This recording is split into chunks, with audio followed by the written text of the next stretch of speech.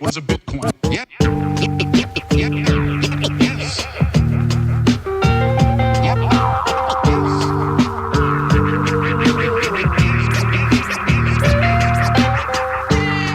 Bitcoiners, I just had an amazing conversation with Philippe, the CEO of XBTO. XBTO is one of those companies that is building out the liquidity behind all of the different exchanges in the crypto space, and they have been at it since 2015. So you may not have heard of them, but you've been using them if you've been trading Bitcoin or using any of the major exchanges. XBTO has been doing so much stuff in the space. They've expanded far, far beyond just liquidity providing. They've gotten into every aspect of the crypto ecosystem, the Bitcoin ecosystem. And now they are building out an offering for the mainstream, and they are trying to build out their brand and build some brand recognition. They sponsored Inter Miami, which is a soccer team in the MLS here in the US. And they're just doing so much in the space. It was a pleasure to talk to Philippe to learn more about what's happening in the crypto space, what has been evolving for so long with Bitcoin, and hear his perspective on how Bitcoin fits into all of it. I think you guys are going to really enjoy this interview. I think you're going to learn a lot from Philippe. So without further ado, let's just get right into this conversation.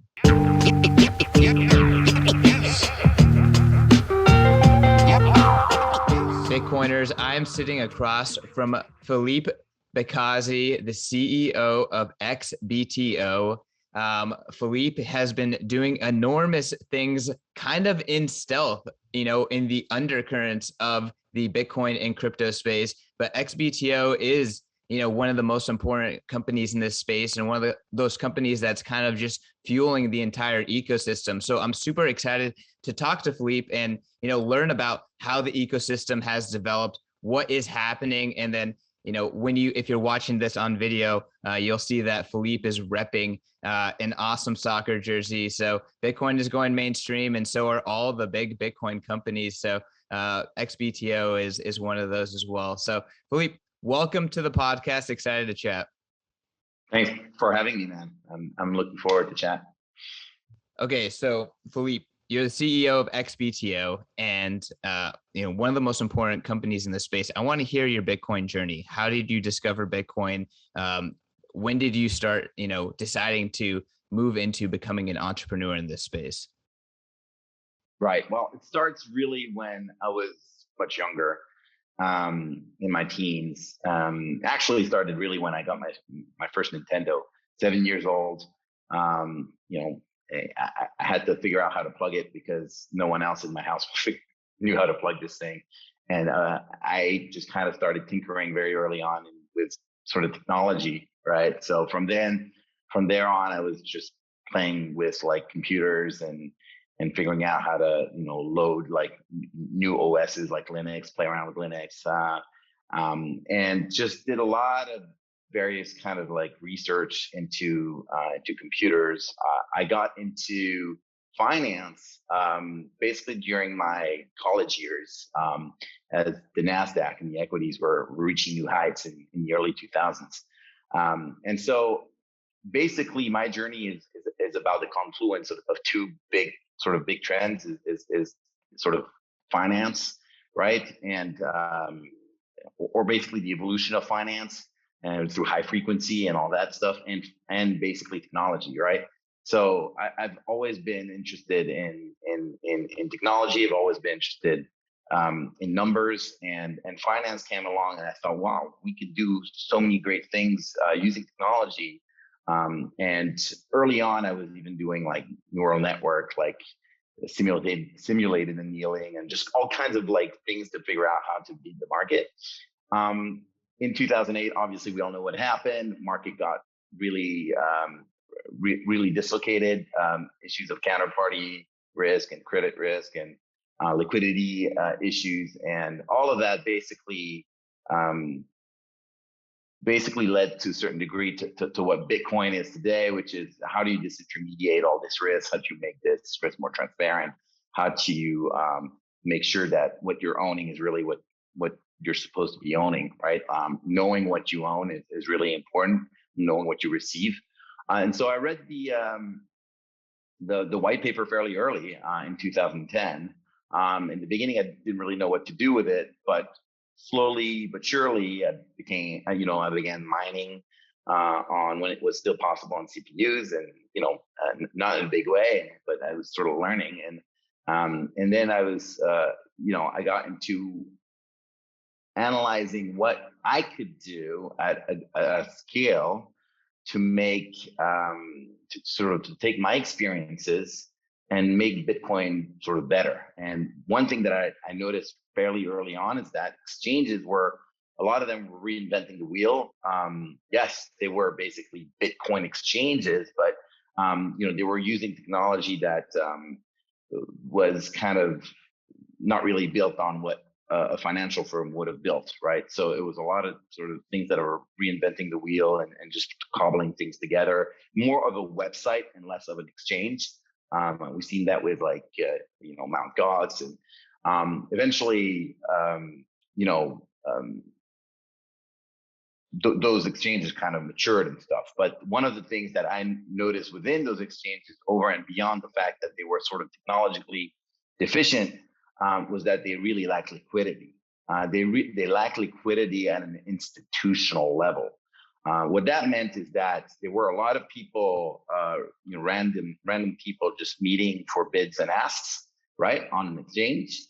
But there was no one there that was really where their job was to be there for the exchange and providing liquidity 24/7, 365 days a year, which is what Bitcoin needs, because that's what Bitcoin is. It's a sort of global settlement asset that basically is operating 24/7, 365 days a year. You can't take weekends. You can't take even half an hour off from Bitcoin. Bitcoin is a full-time commitment.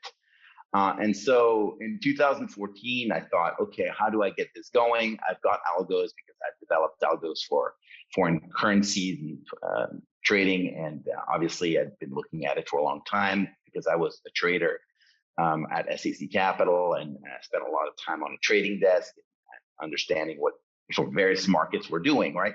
And so this sort of started making sense to me. Like, this is what I can really bring to the market is I can make a better market. So I approached one exchange and I said, what if we did some kind of joint venture or, some kind of partnership where I come in with my team. And at that point, I had brought in one of my partners that I met at SAC, and I had a good friend who was also sort of chief technology officer, and who basically helped put things together. And we did it on one exchange, and that worked out really well.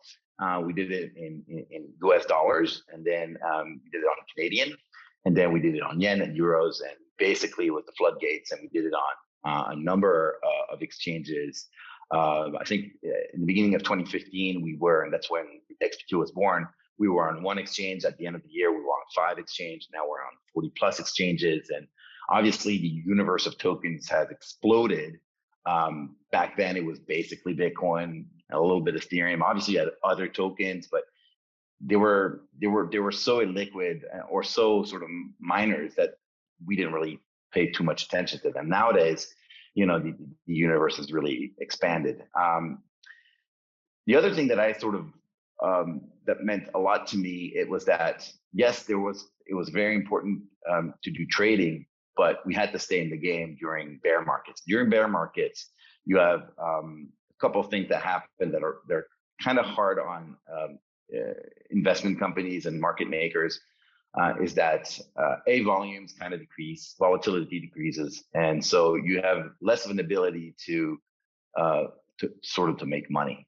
It's harder to make money. You've built up a team during good times. Now you have a significant drawdown because it is the nature of Bitcoin. It is still growing. It's still in its infancy, and so it is quite volatile. And one of the things that I decided fairly early on is, how do I diversify XBTO? How do I make it more robust so that we can sustain going through rough times, even if we are maybe slightly over invested or over where we've hired maybe too much versus where the market cycle is, right? So we got into mining, and we got into, not to say that mining isn't really correlated to the market, but it did bring some diversification in the sense that we were learning, what miners needed, and that's really important for us, because the products that we can offer to miners is dependent on what they need. And then we got into venture capital. So we started investing our P&L into companies like Deribit, Luca, got into DeFi early, and we had like X margin. I mean, we were investing in like 20 plus companies. So and we were constantly looking at them. Now we have even a dedicated venture group. So effectively, we've kind of grown into this sort of global crypto finance enterprise that's doing all kinds of different things. But we're still committed market maker. That's our DNA, and we're basically an asset manager. Yeah, I mean, I think the venture angle is so interesting because you kind of have such an informational advantage, right? Like Deribit has been an absolute smashing success, right? And I'm sure that the fact that you are a market maker in all these different places, kind of helps you, make those calls and be successful there. Yeah, absolutely. Like, we invested in things that we needed at the time, right? If you remember, when Bitcoin started, it was even hard to get a bank account. So if I had been able to invest in a bank to get a bank account, that's probably what I would have done. But investing in a bank is kind of hard. But like, for example, options were something that I thought, this is definitely coming, and we definitely need to have options to better hedge market events. And I think we first approached Deribit in 2016. Or early 2017. So it was very, very early on, and there was absolutely zero liquidity. It was very, very difficult to, sort of bootstrap that liquidity. But it was important to us, and so we made that investment because we were strategic in that sense. We were going to use the product, and we were going to sort of try to make that product successful. And so we did it with a bunch of other companies. Now, Unicoin, for example, in India is one that I think is an important one as well.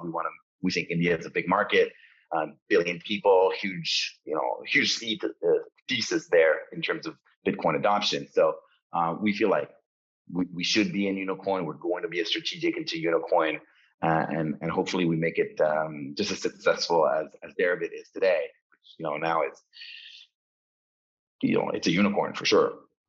That's awesome. And again, Unicoin in India is one of the most important exchanges there, and they've shown that they can kind of handle adversity, right? Because all the exchanges there kind of got cut off from a bank account. They all went P2P, and then now things seems to be going back in their direction from a legal perspective. But it's awesome to kind of just see these different market players addressing the different market needs geographically, kind of based on the different countries and how Bitcoin can best serve those people. Yeah, absolutely. And so we're very sort of opportunistic into the companies that we invest in. We just make sure that at least in the corporate venture fund, which is kind of our own funds, right? We invest in companies where we feel like we can really help them succeed, be successful. A lot of times people think of VCs as just a pool of capital. And sometimes that's just the case. You get a VC involved, and all they do is just give you a check, and they come back every quarter and say hello and see how you're doing. We're absolutely not like that. We want to be a user, a customer, a partner, and so our money just comes with a lot more than just a check, right? It's a lot of our human resources and knowledge and experience, and obviously we believe in Bitcoin in such a way that we're almost committed over and beyond the bottom line. It's like almost a double bottom line, right? If you know what I'm saying. Yeah, well, I mean, I think with Bitcoin, there absolutely is a double bottom line, especially the hardcore people. That's what they believe. They think that they're changing the world for the better. And there's plenty of stuff on Bitcoin Magazine all about that. Yes. right, Bitcoiners, I want to tell you about our newest sponsor. This show is brought to you by Ledn.io. I have been super, super impressed with the guys over at Ledn. I've actually known the co-founders, Adam and Mauricio, for a very long time. I've had the pleasure to watch them build Ledn up from a tiny, tiny startup to now a super impressive institutional grade Bitcoin and crypto lender. Y'all, I'm so impressed with these guys. They are offering some of the best rates out there. I don't think anyone even comes close to touching them. You can get 6.1% APY on your first 2 Bitcoin that you deposit into Ledn interest accounts, and you can get 8.5% US on USDC deposits. I mean, I know all the competitors, they're not even close. If you're going to put your crypto and your Bitcoin into an interest account, Ledn is by far the best. And on top of that, like I said, these guys are hardcore Bitcoiners and they know the products and the services that Bitcoiners want and appreciate. They come up with B2X. It allows you to put your Bitcoin in, they leverage it up, and you can, with one click of the mouse, get twice the exposure to Bitcoin. So if you're super bullish, Ledn has you covered with a super, super easy way to get leverage with B2X. And then on top of that, they know that Bitcoiners care about your reserves. They know that Bitcoiners don't like under reserved and not full reserved financial institutions. So they are pushing the frontier in transparency in the digital asset lending space. And they are the first digital asset lender to do a full proof of reserves and proof of attestation through a Mariano LLC, a public accounting firm. So the Ledn guys, they know what Bitcoiners like. They are legit. I encourage you guys to check them out. Do your own research and go to Ledn.io. That is LEDN.io and learn more.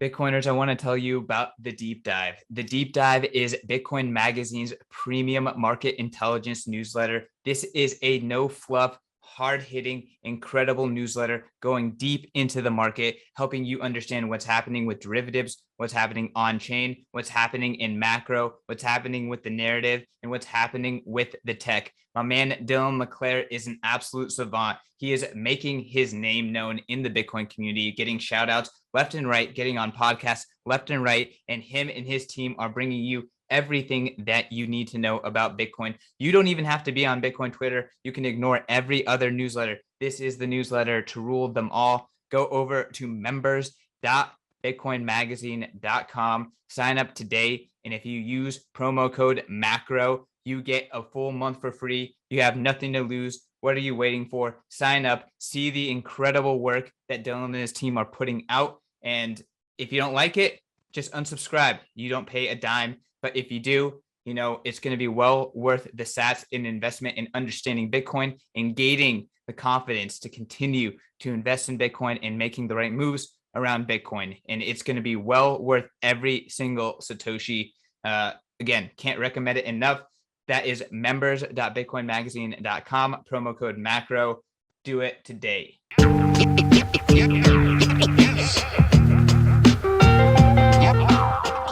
So Philippe, my next question is, I want to, you kind of mentioned this a little bit, but I want to talk about how has the crypto ecosystem evolved? You started XBTO in 2015 when none of the exchanges had any liquidity at all. And, now we have Binance and all of this, just global liquidity. Bitcoin is potentially the most liquid asset in the world. And there are several other crypto assets that are also very, very liquid.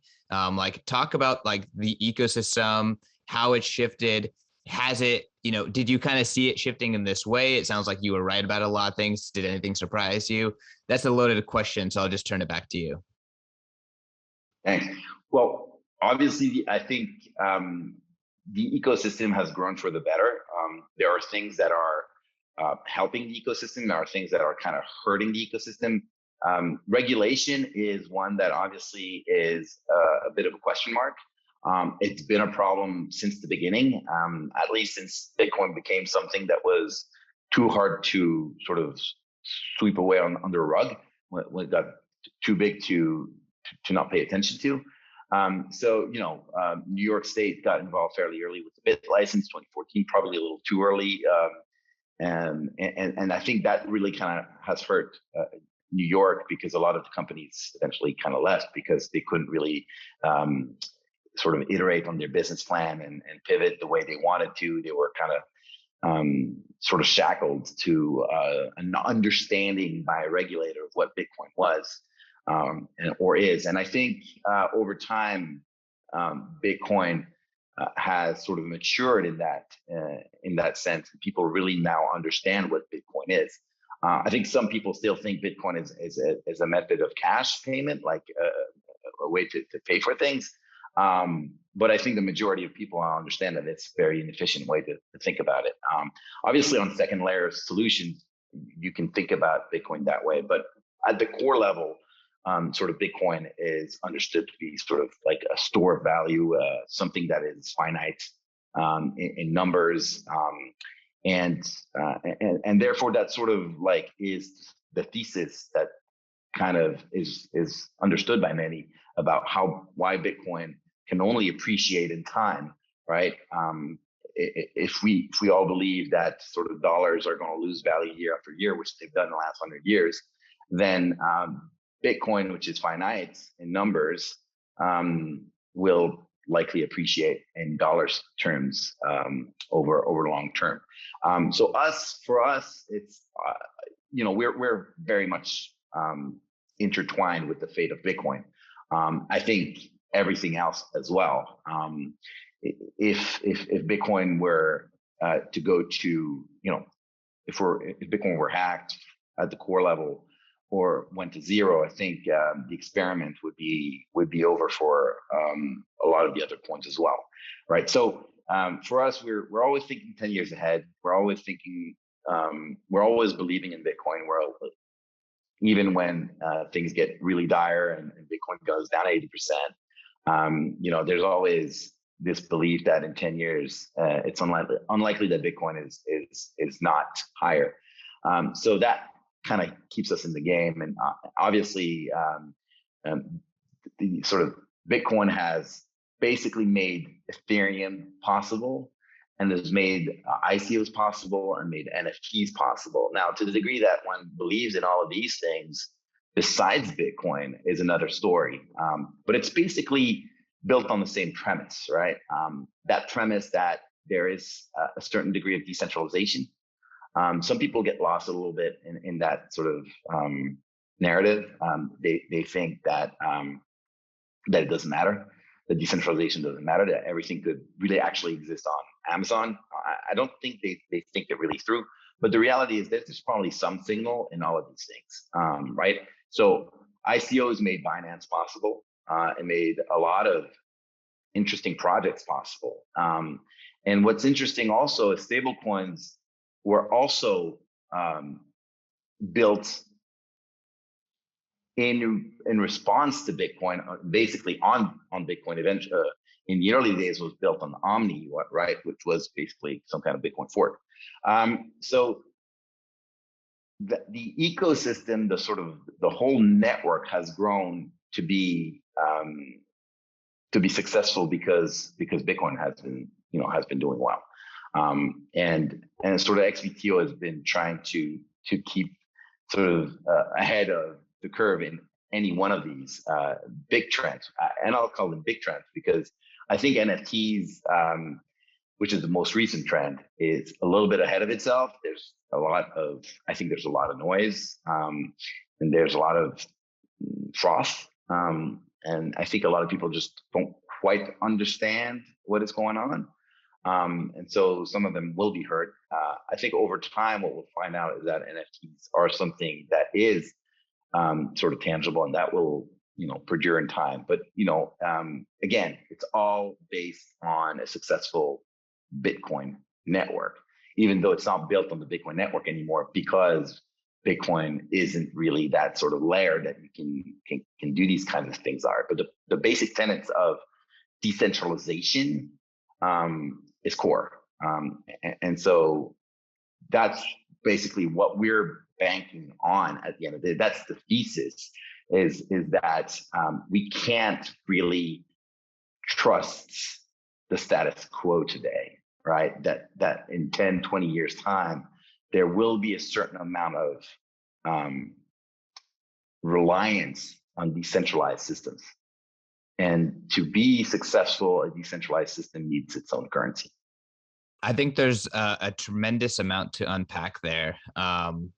First and foremost, I want to kind of comment on your thesis that like Bitcoin enabled Ethereum, and then therefore all these other things kind of stacked on top of it. I actually completely and totally agree. My kind of perception is like all these things, like there's like this stack. And if you think about Bitcoin, Bitcoin has a non-USD market price, and that's what proof of work is. And that's kind of like effectively what, from a monetary perspective, what enables all this other stuff to kind of get built on the internet. So I think that, to me, that's a pretty obvious fact. I think a lot of people will, say, hey, whether or not, these other things are legitimate or useful or not, I don't think that that's really worth arguing about on the show. I think we agree that, there's some potential, but I do completely agree there. The other thing was, just kind of like talking about how, this ecosystem, as it's evolving, it's going to do things that I think are a little bit unexpected, right? And like we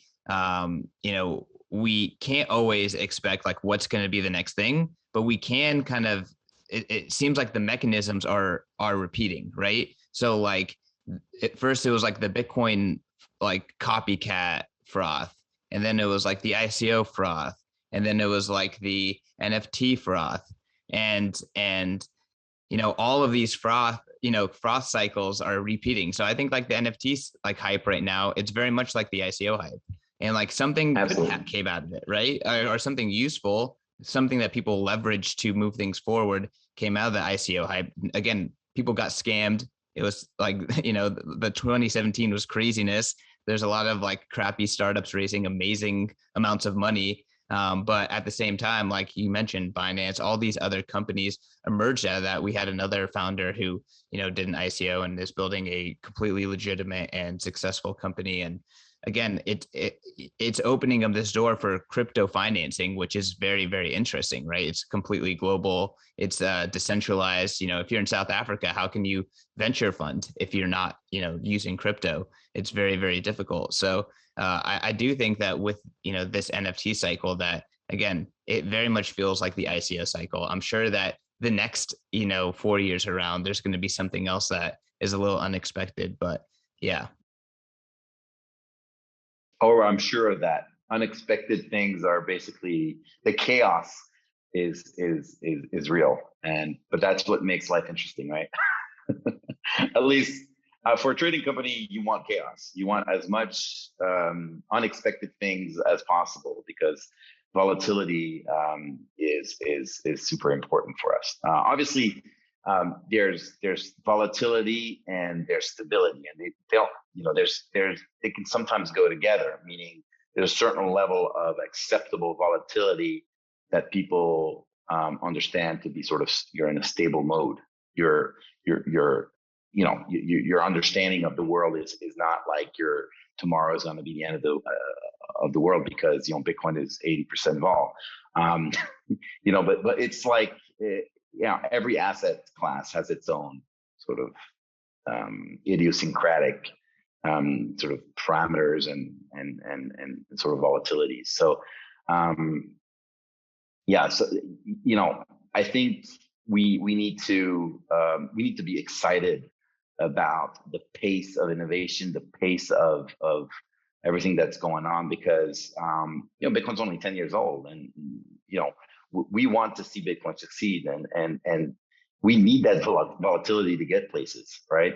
If Bitcoin was only worth $10 and it was like $1 10 years ago, then what good does that do us? It needs to grow fast to reach as many people as possible, because that's its promise, right? $1 billion asset, it's nice, but it doesn't really do anything if you think about what Bitcoin can do for the world. So I think we're getting places, and that's a good thing.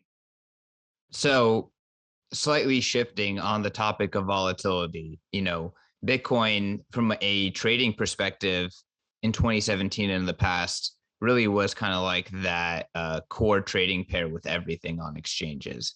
But really, going into 2018 and beyond, we started seeing Tether really kind of emerging as the core trading asset, and USD kind of becoming at least the base pair for the majority of crypto volume.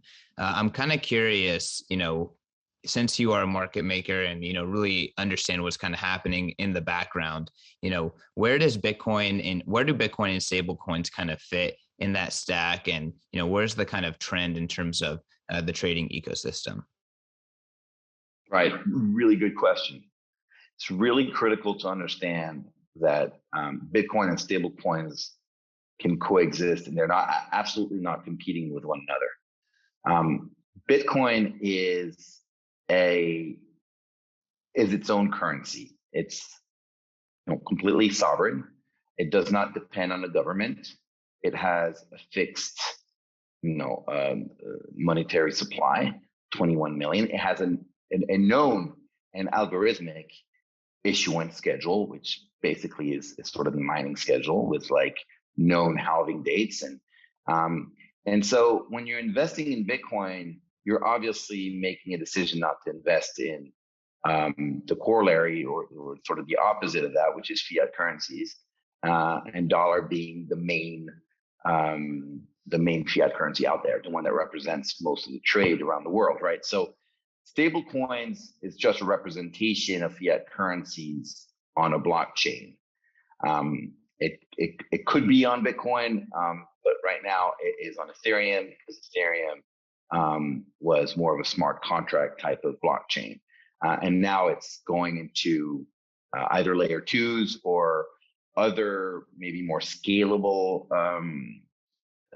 blockchains, such as Solana, if we were to mention one. What is good about stable coins is that it basically allows for the money, for moving money around the world very quickly, efficiently, transparently. It's where your money is at all times, right? And you can settle for something immediately, whether you're paying someone in Japan or someone that's just across the room. It's the same process, it's the same protocol, it's the same fees. And so it's super simple from that perspective. And early on, I think people wanted to be in crypto, wanted to be in Bitcoin, Ethereum, but when they were not going to be because market events required them to be in something that was in a currency that they used every day, which is the dollar for the most part, or the euro, they wanted to still stay in crypto. And so stable coins kind of came along as that sort of medium, that sort of vehicle to sort of move dollars around or fiat around very, very quickly. And so, there are cycles. We've talked about cycles. There are times where Bitcoin is less in demand. And because it's less in demand, the supply and demand balance shifts short, usually it's pretty short term. It can last for 6 months to a year sometimes during bear markets, but eventually, that eventually corrects. And so during those times, people want to be in stable coins because they feel like they are able to convert those stable coins back into dollar one for one and pay for things that they need every day. You still need to pay the rent. You still need to buy a car. You still need to, live, right? And Bitcoin is great when it's going up. You're buying more of these things, but when you're going down, you still have a family. You still need to look after, your life, right? And it's really, one day maybe there will be maybe there'll be a day where everyone's talking in Bitcoin terms, like where it's sort of a unit of account. But for now, Bitcoin is a store value, much like gold, and gold is pretty useless, for everyday purposes. You keep it in a vault, you insure it, and that in 100 years probably be worth than before, than it was. And again, in dollar terms, And Bitcoin is kind of the same thing, except for that the Bitcoin is a lot more utility than gold, because it is divisible out to 8 decimals, because you can send it around the world very quickly and transparently, because Bitcoin, you know when you're getting a Bitcoin. Very few people know when they're getting an actual gold coin, or bar. You never really know if it's genuine or not. It's very hard to figure out. And gold is heavy, and you got to insure it, you got to secure it, and it's not as good of a store of wealth asset as Bitcoin. So, in any case, the sort of get back a little bit to where we XBTO sort of fit in all this.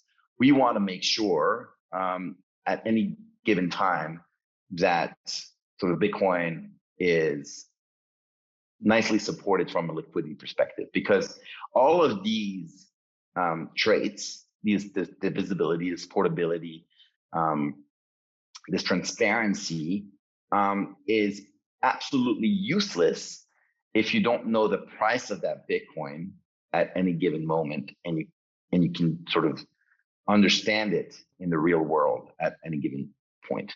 So it's not like if it was as illiquid as a Picasso, for example, or as a house, then it would not really be as useful. And so I look at it very I look at it like that. I mean, sort of like, the more liquidity in an asset, the more trust you can impart on it, right? On everyday life, right? And so the fact that Bitcoin is super secure because it's got proof of work, it's got a lot of electrical capacity going into it every day, makes its sort of settlement layer secure and trustworthy. But without the actual price of it in other goods, in other currencies, that kind of lessens the value, right? So that's our goal, that's our objective, that's our core belief. Amazing. I think that was very well articulated. And I mean, the way I kind of think about it is that Bitcoin / Fiat, they're both kind of mental operating systems, right? Your unit of account, like that's almost like a way of viewing the world. And eventually Bitcoin offers like a cleaner way to view the world, right? Because I think it like turns energy into monetary value, and hopefully that's more efficient, right?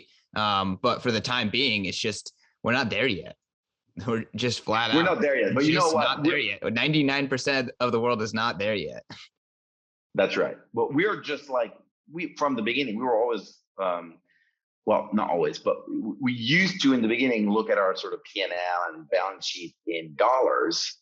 But we started to really come to the realization that it didn't make a lot of sense to look at things in dollars. We really wanted to start looking at things in terms of Bitcoin, because your denominator doesn't change in Bitcoin. You've got X over 21 million, right? And so the more Bitcoin you can accumulate, then that's real wealth. In dollars, it's a little bit hard when you have a Fed printing $6 trillion. So yeah, maybe you got a little bit wealthier on a nominal basis or absolute basis, but did you actually get wealthier or not? And you don't know. And inflation takes a long time to manifest itself. It's not like it happens overnight. It's not because the Fed comes out and does 6 trillion that it necessarily impacts the price of your coffee or anything like that. We don't really know actually what will be the impact. What we do know is that, fiat currencies and reserves, reserve currencies have historically been something that lasted for about 100 years. And that's because I think people take it for granted, after a long period of time, you're like, oh yeah, my grandmother used it, my mother used it, I'm using it. It doesn't really, you start thinking about things differently. You think of it as this thing that's probably never going to change. And I think that's where the danger lies. When you start sort of losing sight of the risks. And right now we're in that sort of time in sort of this cycle, this secular change where, and with COVID, it gets even worse. It's really, what does money mean? What's money? What is this thing that I'm using every day? Ultimate question. Why do I right? trust it? Yeah, it's the ultimate question behind Bitcoin, right? Or sort of behind any one of these sort of new currencies. And in certain countries, it doesn't matter if a government decides to start over and say, okay, we're done with this version of this currency, say Argentina, we're going to do another currency. It's this trust. It's like this, okay, but do these people really know what they're doing? Why should we trust them with money, right? And so with Bitcoin, you don't have to trust anyone with money. It just is what it is. It's an equation that everyone's looking at, and everyone's protecting, and it cannot be changed. And it's global in nature. And it's like that one language that everybody speaks. And that's really powerful. No, I think that is so spot on. Yes. Bitcoiners, let's take a break from the content, and I want to tell you about CoolBit. CoolBit is an awesome Bitcoin hardware wallet that has been around for a really long time. They are building an amazing Bitcoin wallet called the Cool Wallet Pro. The Cool Wallet Pro is state-of-the-art Bitcoin hardware wallet technology. Its form factor is like a credit card. You can put it into your wallet, and it is designed to go with you on the go. So that way, even when you're on the go, you can have the benefit of a two-factor hardware wallet design when you're trying to spend your Bitcoin. So you can have your Bitcoin wallet UX on your phone and make it really easy to scan, decide what you want to do, but then you sign with a CoolBit X, which is in your back pocket. It is tamper-proof, it is waterproof, it is flexible, it has an awesome secure element in it. And it is a really awesome way in order to have some more flexibility, yet security when you're taking your Bitcoin on the go. I personally am a fan of, this idea of making Bitcoin into a medium of exchange and making it into something that people use. I know it's going to take time, but they are working on the UX for making that possible in as secure a way possible. So have some peace of mind. Check out the Cool Wallet Pro from CoolBit. And yeah, thank you to them for sponsoring this podcast. Bitcoiners, I am so excited to tell you about the Bitcoin 2022 conference. You guys, Bitcoin 2021 was absolutely a smash hit success. It was over 13,000 Bitcoiners coming together, breaking the barriers on who can come together and celebrate freedom, celebrate Bitcoin, and the energy was absolutely electric.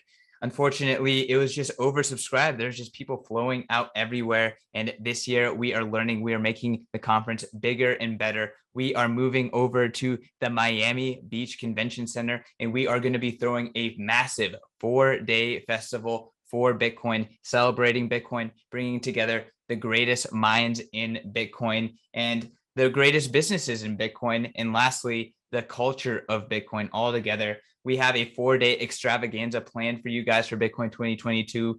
Day one is going to be Industry Day. It is a day where you can buy a special ticket in order to just mingle and make business deals happen. Day 2 and 3 is going to be a full-blown Bitcoin conference. This is our main conference. This is going to be on April 7th and 8th. And then lastly, we have the Sound Music Festival, Day 4. Imagine going to Coachella, but for Bitcoin. There's going to be very few talks. It's going to be all about the culture of Bitcoin. It's going to be all about hanging with your fellow plebs. It is going to be an absolutely amazing time. There's going to be Bitcoin musicians, Bitcoin artists, and all your favorite Bitcoiners, and just an amazing environment to party and just see it all, soak it all in, and to get people to realize that a Bitcoin world, a world filled with Bitcoin people doing Bitcoin things, is the world that they want to live in. That's what Bitcoin 2022 is all about. That is what the Bitcoin conference is all about. That's what Bitcoin Magazine is all about. So it is going to be a celebration of Bitcoin, the Bitcoiners, and this amazing movement that is going to make the world a better place. Go to b.tc/conference, learn more about the Bitcoin conference, learn more about all the amazing things that are happening in Miami around the Bitcoin conference, and buy your tickets. And guess what? If you buy your tickets with Bitcoin, you save $100 on all the tickets and $1,000 on the whale pass. So if you want the VIP pass, the big kahuna, if you buy with Bitcoin, you save $1,000. That's a lot of sats. So go and do it right now today. Don't wait. Prices are only going up. This is going to be a can't miss event.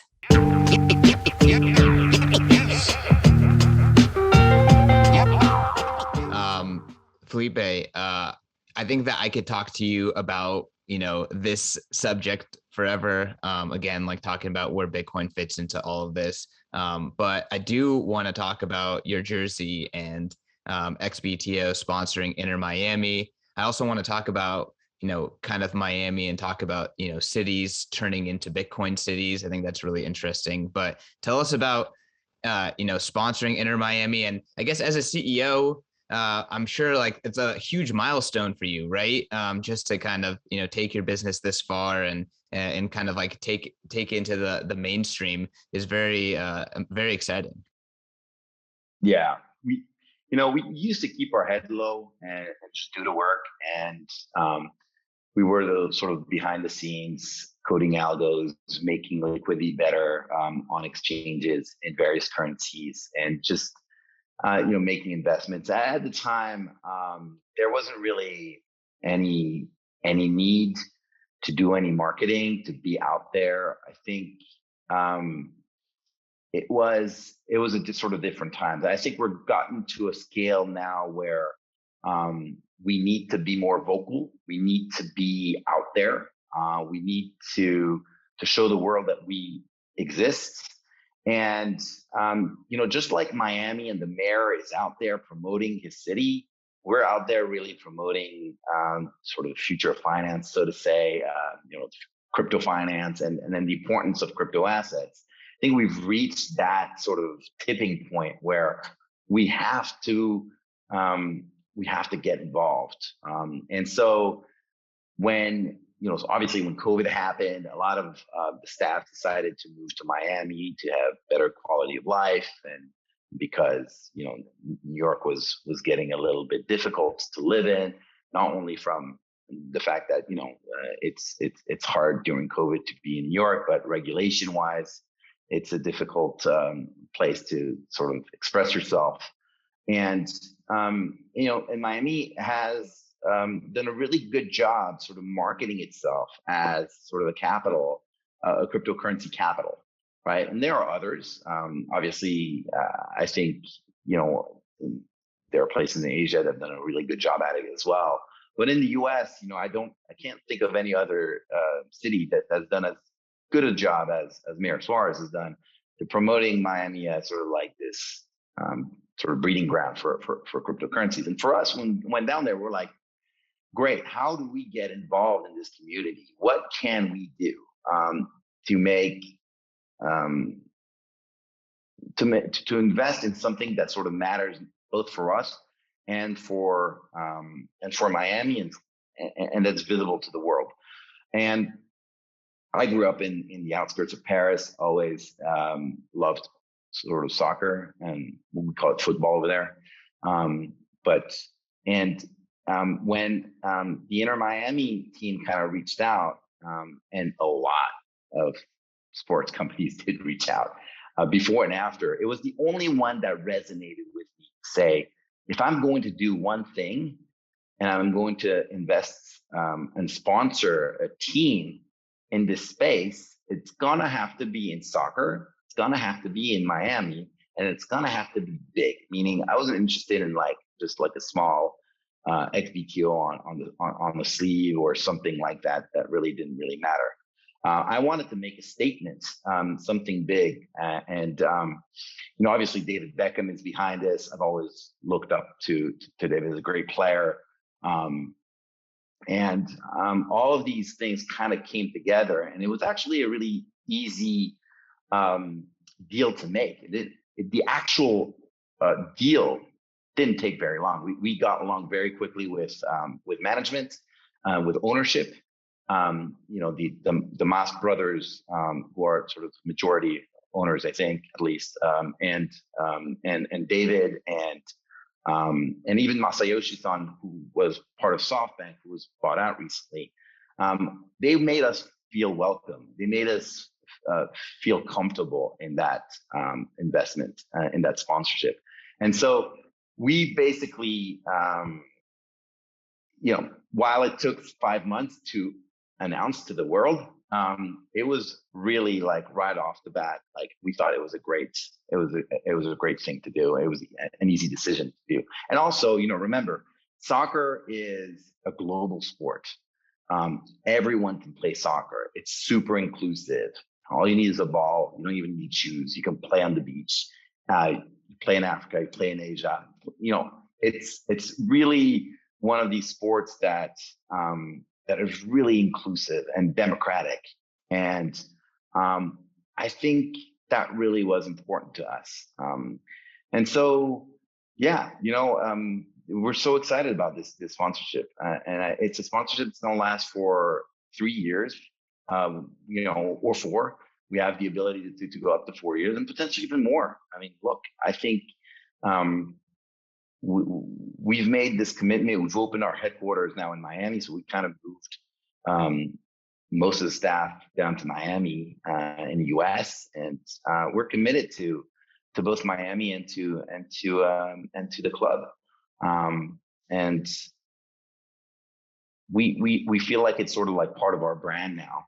And we're definitely not looking to go do this across the board. Like, it's not something that another sports team calls us. And I'm saying that actually because I'm getting I got 100 emails probably this week about people, how about we do something? And I'm really not that interested in doing anything else. For me, it's just it's like Bitcoin for me. You almost go maximalists, because otherwise you're diluting yourself. You're diluting the message. Yeah, you're everywhere, but you're nowhere at the end of the day, right? So yeah, anyways, it's just me rambling on. No, I mean, I can see that you're passionate, and before we started the interview, you were kind of talking about the season. So if you have multiple teams, then you can't really root for one. You're kind of like cross between all these different options. So I think it's just a more fun experience if you just, hey, you got one. This is your team. We're Inter Miami, and let's win the cup. Exactly. So, I mean, let's talk about Miami. Obviously the exodus from New York to Miami was real. You mentioned that there's countries in Asia that, have kind of marketed themselves as, Bitcoin first countries, and there's other cities. Can you just talk about this kind of trend of jurisdictional arbitrage and maybe like jurisdictional competition to bring in crypto capital and talent and businesses? Yeah, absolutely. It's interesting because in 2017, the premier of Bermuda reached out. We met and we started talking about crypto, and we started talking about the country, and he was thinking, look, I'd like to get into some kind of other industry. We'll probably diversify our revenues. As Bermuda is predominantly heavy in banking and insurance, reinsurance. And he was like, he's has a computer science background, was really interested in crypto. And he said, can you help us sort of bring crypto to the island? And it really resonated with me, because I thought, yes, that's great, because I want to work with regulators. I want to work with governments, because I think there is something that Bitcoin and blockchain in general can bring to these countries, right? And the same thing basically with Miami for me. If Miami made a real commitment to the space, and I'm definitely going to be answering any of these commitments, and to the degree that I can. Obviously, I'm resource constrained, but in the U.S., I think Miami is sort of like the choice. that is obvious. And Miami had a lot going for it. Obviously, from a state tax perspective, there is no state tax, so it's kind of easy to think about it that way. But it's not only dollars and cents. When you move to a new jurisdiction, you need to make sure that you have access to people, right? You need to do the work, you need to hire. You want to make sure that you're not constantly getting hit by natural disasters, right? And for the most part, Miami has a very good climate. It has a good fiscal climate. It has a good talent pool. It has it's fun to be in Miami. We had Bitcoin 2021 in Miami, and it's not because it's not a fluke, right? Miami was chosen for a good reason. And for us, it was like, yeah, that makes total sense to move down to Miami and reinforce that crypto community down there. That's sort of nascent, but kind of growing by leaps and bounds. And not only crypto, obviously, a lot of the venture capital has come down there. A lot of asset managers, a lot of big banks have moved some of their contingencies, some of their employees down there. So yeah, look, I think in Asia, I think Singapore has done a decent job, maybe a little bit more passively. The fact that regulation is more easy, or at least more clear. It doesn't necessarily have to be, no regulation doesn't necessarily mean you're in the clear, right? To make things transparent. I mean, Bermuda, they wanted to make things very clear, and so they came out with the Digital Asset Business Act, and they made crypto basically legal in Bermuda, and it's super clear what you can and what you cannot do, right? In other places, it's like, well, we'll let you do what you want. Doesn't mean we're condoning everything that you're doing. There are no actual laws. And U.S. the problem is that there's so many regulators. There's the SEC, there's the CFTC, there's FinCEN, there's Treasury. There's so many stakeholders. It's a little bit difficult to operate and to work with all of them at the same time without expending huge amount of resources. In Miami, in Florida, maybe it's a little just easier, except Florida is still a state of the U.S. And so it has to respect at least certain guidelines. But yeah, look, jurisdictional arbitrage from the beginning of Bitcoin has been a thing. I think it's been a thing forever, to be honest. I don't like the word necessarily because it implies something that's kind of bad. But who's to say what is right or wrong? Especially with something so new as Bitcoin. Very early on, Bitcoin was associated with things like money laundering, all that thing. But we know for a fact that dollars are used every day in a much more intense way in sort of drug trafficking and money laundering and all of these sort of bad things. They mostly happen in dollars. Let's just be honest. And actually, if they were to happen in Bitcoin, it'd be easier to track. So in any case, every country, El Salvador included, has a philosophy, has a policy towards the future of finance, Bitcoin, and they all have their reasons for being more pro Bitcoin or more against Bitcoin. The US has the most to lose. Other smaller countries have more to gain. And that's the reality. And that's necessarily arbitrage. It's the state of the world today. I think of it just as efficiencies and market dynamics kind of, being made more available. So, I definitely think it's a huge positive. I think Miami is a huge positive, and I think XBTO is a huge positive. You've been pushing things forward for the crypto ecosystem for a long time. Philippe, really great having you on the show. Want to give you a chance to kind of give the Bitcoin Magazine audience a last word, maybe plug where they can learn more about you, your business, Enter Miami, all that good stuff. Yeah, thanks a lot. I mean, look, we've been in the background for a long time. We're coming to the foreground. We want to be more visible. We want to do things that are maybe slightly more retail because we are more of an institutional brand. That's the reality. When you go to xbto.com, you can't really get involved with us immediately unless you're ultra high net worth, an institution or bank or government.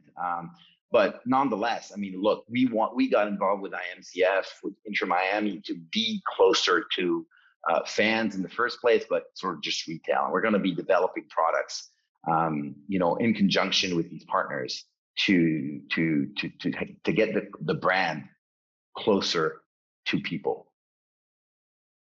Awesome. All right. Well, Bitcoiners, keep an eye out for XBTO. They are clearly making moves in the space. And again, Philippe, great having you on the show. Learned a lot. And I'm sure that this will not be the last time. And excited to see you at Bitcoin 2022 as well. So that's coming back to Miami. Absolutely. And like you said, there's definitely a reason to be in Miami. We try to be in LA and it's just not the same. Miami is a much better home. All right. Amen to that. Yep. All right. Thanks, Christian. Thanks a lot. Cheers. See you in Miami. Hey, see you in Miami. And to all the Bitcoiners out there, follow me at CK_Snarks. Follow the show at the Bitcoin Magazine podcast. You can find the show at bitcoinmagazine.com. 5-star reviews. You know the drill. Peace. Yep.